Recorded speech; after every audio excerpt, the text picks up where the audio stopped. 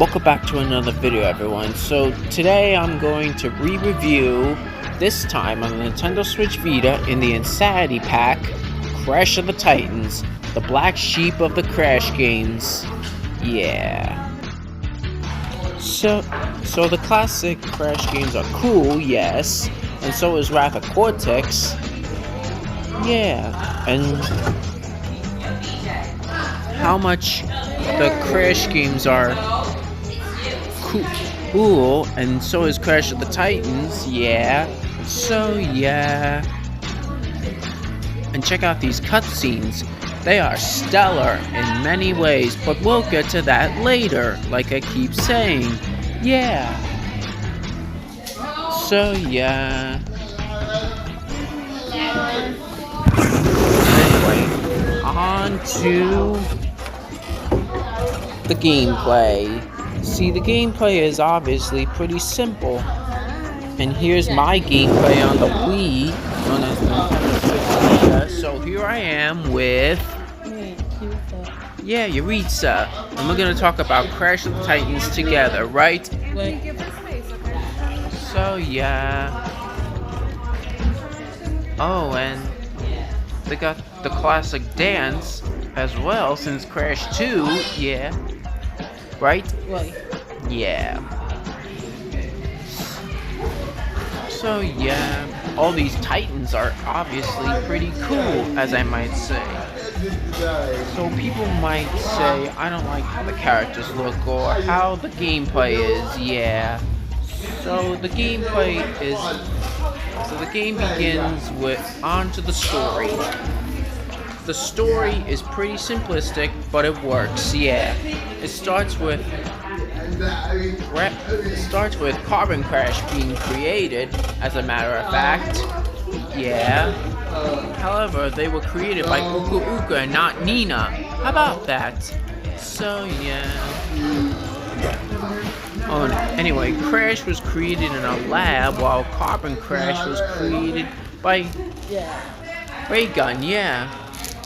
Yeah. So yeah. Oh, and this cutscene is gorgeous in my opinion, yeah, as a matter of fact. How about that? Oh, and the story starts with the characters Crash, Coco, Crunch, and Aku Aku minding their own business when suddenly it's got the burp jokes from Tag Team Racing, yeah. So yeah, Cortex flies in to capture Aku Aku and Coco, and then freezing Crunch in a block of ice, yeah. So yeah, it's up to Crash to save the day once and for all, and Cortex wants to use the mojo to create tight, loyal mutants, not rejects like Crash and Coco. Yeah. So yeah. And he's gonna build the device known as the Doominator. Oh, and this Yuctopus is obviously comes in handy, yeah. So yeah, so Crash and Aku Aku go on a mission to save Coco once and for all, and Cortex is replaced by Nina Cortex, his beloved niece, yeah. Oh, and Nina takes control of the main antagonist, I should say, yeah. And all the other characters are... However, it's obviously how Uka Uka complains all the time about Cortex's past failures, yeah. Or how, in Wrath of Cortex, Uka Uka shows a graph in which is going down, and Nina is remainly silent in True Insanity, yeah. And that she talks since Tag Team Racing, how about that? However, she only had one line in True Insanity and was huh. And Crunch stays frozen until the end of the game because he's nothing but a joke, yep. And the game ends with Crunch smelling like bacon and Crash saying pancakes, and Coco about to make some pancakes for the family. Yeah, how about that? Oh, and I found these gags pretty cool, as I might say so myself. Oh, and calling... Oh, and Cortex calling his niece a skank is pretty cool. It's pretty funny, yeah. Oh, and obviously... Oh, and check it out. You can't skip the cutscene, so that's a shame, yeah. So, yeah. Why... And the reason is why and the other characters come back is because Radical didn't want to redesign all of them, yeah. Just the ones they wanted, yeah. How about that? Yeah. How about that? Oh, and Nina rides in this spider bot, yeah. Now I want to talk about the characters. First off, let's talk about Crash. First of all, Crash looks absolutely amazing. Yeah. In place of the gloves are his tribal tattoos as well. Yeah. He's the main character in every single Crash game as well. And next up we have Coco, who is like a female Jimmy Neutron. In fact, she has the same voice as Jimmy Neutron as well in this game, as the final game ever to have her as the voice, yeah. Yeah. Oh, and her hair is beautiful, as I might say, with a headband, yeah. So, yeah. Oh, and she looks a lot like her brother as well. How about that? Oh, and she's hypnotized here as well. Next up we have Crunch, who is just a knockoff Mr. T. And in the older games he was just voiced by Kevin Michael Richardson, yeah. But like in Wrath of Cortex as well. Now he is voiced by Chris Williamson's Tag Team Racing, yeah. Next up we have Aku Aku and Uku Uku, who look slightly different, yeah. Both of them, yeah, as a matter of fact. So, yeah. They don't act and sound like each other either, yeah. Aku Aku is voiced by Greg Eagles, who voices Grim from the Grim Adventures of Billy and Mandy. How about that? And Uka Uka is voiced by John DiMaggio, who played him in only Titans and Mind of a Mutant. Yeah, just those games, yeah. Until he was later replaced by Chris Williams, starting with the Insane Trilogy.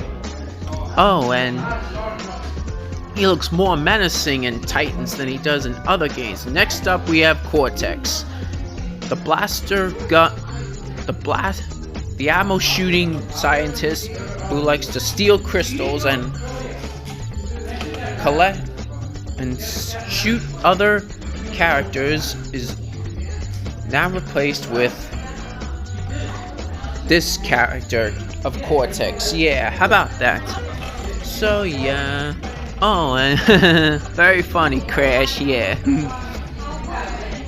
We all still love you, Cortex, yeah.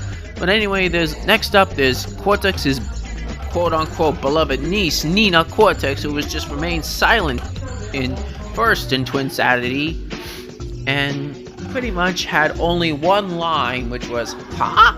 Yeah. And starting in Tag Team Racing, she was talking, yeah, how about that? So yeah, and since Tag Team Racing, she is voiced by Amy Gross. Yeah, until Debbie Derryberry took over the role in Nitro Fueled, yeah. Next up we have Engine. Man, Engine's awesome in this game. In fact, he even takes over the game, yeah. He tries to, yeah, but fails miserably, yeah. And he plays his organ during his boss fight, yeah. How about that? Yeah. In the older games, Engine was just a robot, had just a robotic voice, and yeah. Last but not least, we have Tiny. You know I had to save the best for last. Tiny is just a knockoff Mike Tyson, yeah.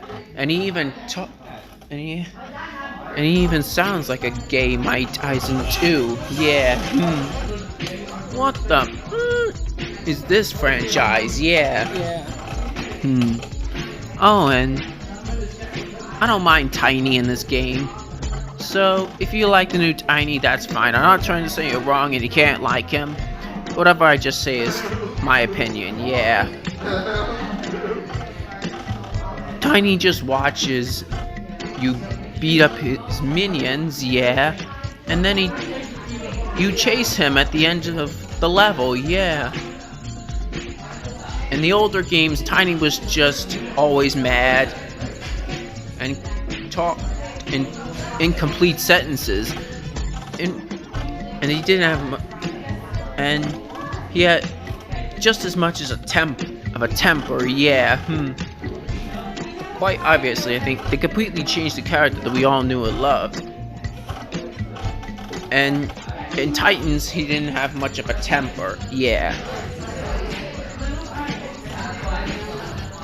Then he was in 10 before Titans, yeah. So yeah, 10 games before Titans he was in, yeah. So yeah, in the older games, the characters were beloved and treated like love, yeah. How about that? So yeah. Oh, and you can see characters like Engine and Tiny appear briefly, yeah. But other characters like Coco and Crash make major appearances, yeah. But characters like Crunch, Tiny, and Engine have brief appearances, yeah. How about that? Oh, and